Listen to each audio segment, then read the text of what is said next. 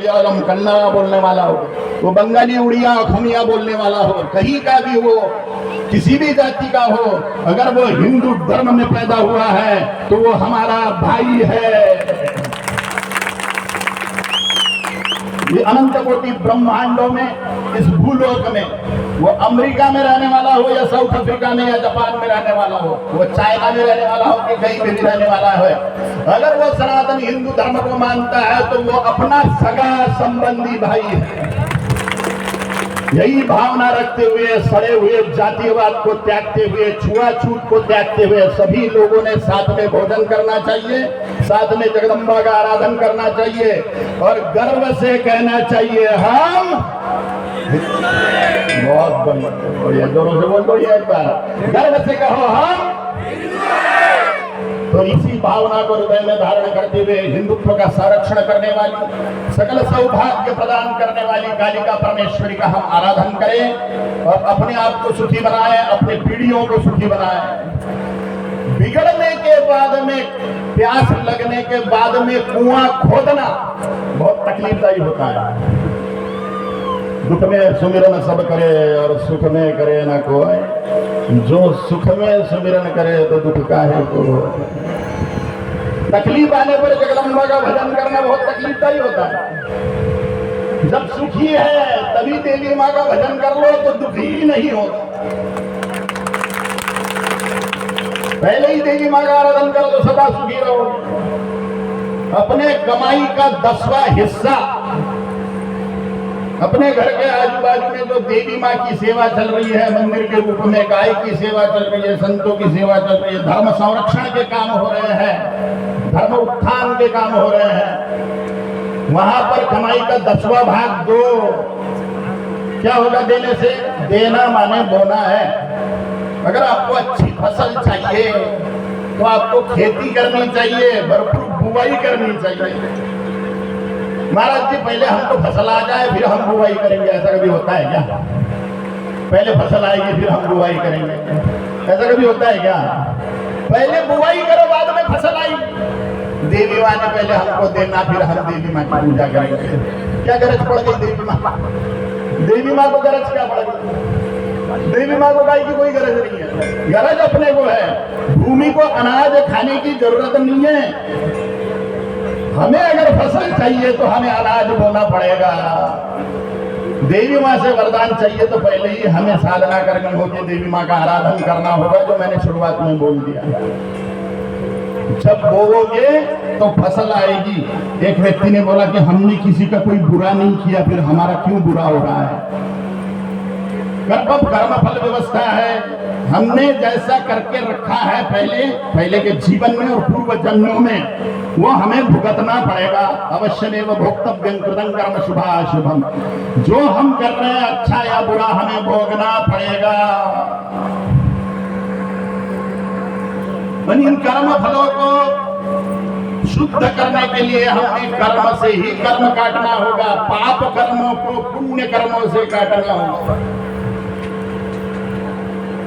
वो पुण्य कर्म करने की सद्बुद्धि ही जगदम्बा कालिका परमेश्वरी देगी। इसलिए काली माँ का आराधन करना अत्यंत आवश्यक है।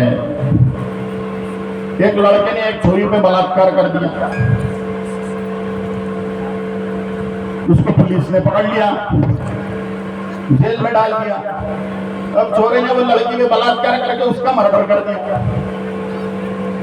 खून कर दिया। अब वो छोरा न्यायाधीश के सामने बड़ा रोए धोए, माफी मांगे, मेरे से गलती हो गई, मेरे से गलती हो गई, इसके बाद में नहीं करूंगा, इसके बाद में नहीं करूंगा, मेरे को छोड़ दो, माफ कर दो। और न्यायाधीश ने क्या करना चाहिए? न्यायाधीश ने क्या करना चाहिए? न्यायाधीश ने अरे बोलो, छोड़ देना चाहिएगा, उसको छोड़ देना चाहिएगा। तो क्या सजा देनी चाहिए इसको? उसने वो छोरी पर बलात्कार करके उसका मर्डर कर दिया। अरे बोलो, अरे जोर से बोलो, और जोर से बोलो। फांसी दे देना चाहिए उसको, फांसी दे देना चाहिए। न्यायाधीश ने उसको माफ कर दिया क्योंकि वो माफी मांग रहा था, रोध हो रहा था। तो ऐसा न्यायाधीश कोई काम का है क्या? अरे ऐसा न्यायाधीश कोई काम का है क्या? तो माफी नाम की चीज नहीं है ईश्वरीय राज्य में। जो बेवकूफ लोग समझ रहे हैं कि हम माफी मांग लेंगे भगवान के सामने और भगवान माफ कर देंगे, वो महा चूतिए हैं। कुकर्मों का दंड मिलने वाला है, कुकर्मों का दंड मिलेगा, माफी नाम की चीज नहीं है। अभी कुकर्म कर लो, मजा मार लो, और बाद में जब भुगतने का टाइम आएगा फिर कितना भी रोवो धोवो, माफी नहीं मिलती। कर्म से कर्म काटना होगा। ईश्वर न्याय देवता है, न्याय की अधिष्ठात्री है। बुद्धि की कामना करनी चाहिए, देवी मां वरदान देगी और सुखी करेगी, इसमें कोई संशय नहीं। ऐसा ईश्वर क्या काम का है जो माफ कर देवे कुकर्मों को? ऐसा ईश्वर क्या काम? सारी न्याय व्यवस्था कोलैप्स हो जाएगी। अगर न्यायाधीश दुष्टों को माफ करने लग जाए तो न्याय व्यवस्था कोलैप्स हो जाएगी। इसलिए न्याय व्यवस्था कोलैप्स ना हो, इसलिए ईश्वर को न्यायदात्री ही, ईश्वर को न्याय दान करने वाला ही होना चाहिए। न तो कोई कितना भी कुकर्म कर लेवे और न्यायाधीश के सामने, भगवान के सामने माफी मांग लेवे तो उसका माफ हो जाएगा, तो न्याय व्यवस्था कायम रहेगी क्या? नहीं रहेगी। इसलिए ईश्वर न्यायकारी है, न्याय करता है, न्याय। इसलिए सावधान होकर आप जगदम्बा का ध्यान भजन करिए। महिषासुरमर्दिनी स्तोत्रम के पाठ के प्रकल्प में विट्ठल महाराज जी के साथ में जुड़िए। धर्म रक्षा के लिए हमने एक संगठन की स्थापना करी हुई है, ओम काली सेना नाम से, काली मां की। विट्ठल महाराज इस तालुका के प्रधान रहेंगे इसमें, और विट्ठल महाराज महिषासुरमर्दिनी स्तोत्रम के जरिए सारे हिंदुओं को एकीभूत करने के लिए, जातीयवाद तोड़ने के लिए, छुआछूत को खत्म करने के लिए, हिंदू राष्ट्र स्थापना के लिए जगदम्बा का आराधन कराएंगे सभी से। सब लोग इसमें सहभागी हो जाइए ओम काली सेना में। कौन कौन लोग शामिल होगा इसमें? अरे वाह, सभी गांव ही जगदम्बा की आराधना में तत्पर है। मैं विट्ठल महाराज जी को प्रमाण पत्र देके उनको ओम काली सेना का इस तालुका का अध्यक्ष घोषित करता हूं।